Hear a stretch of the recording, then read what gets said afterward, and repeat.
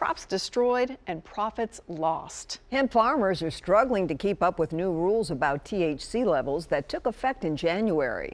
News Channel 5's Kyle Horan is checking in with one farmer he spoke to earlier this month who was waiting on results to come back. The small business owner hopes his cautionary tale can be a lesson for others. This is not where a hemp producer wants to be. Seth Fuller of Nashland Farms is having to burn some of his crop. Hemp plants that just barely didn't meet the USDA guidelines for total THC content in the plant. This crop on our second test done by the TDA has come back hot, which is above the 0.3% total percent THC. Many people are familiar with Delta-9 THC. It's the compound in cannabis that gets a person high. Hemp farmers try to regulate that, and many are successful. But the new rules mean about 10 other compounds in the plant also have to be under 0.3%. Fuller calls them precursors. An example is THCA, which is an acid in the plant. It's the compound they've struggled with, and now will force him to do this.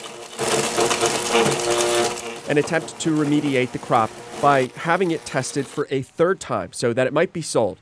It's either this or destroy it. Choices those with the Tennessee Department of Agriculture say are facing many greenhouse growers right now. We realized what this would do to the producers, and we wanted to be totally transparent with what the rules said.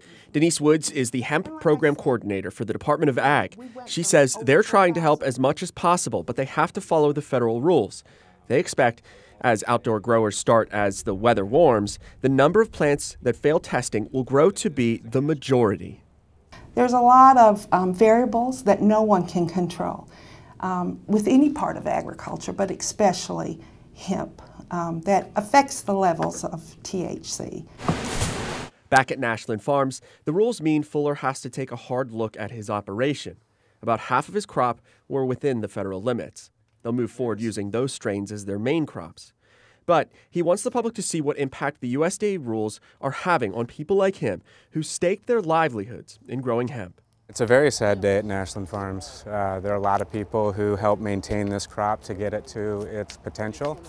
And there are a lot of people who are waiting for this crop to help with ailments, and everybody is kind of losing in this case. So we're trying to at least create a win and educate the general public and try to destigmatize hemp as a whole. He's hoping his next batch of hemp will turn out differently. Kyle Horan, News Channel 5.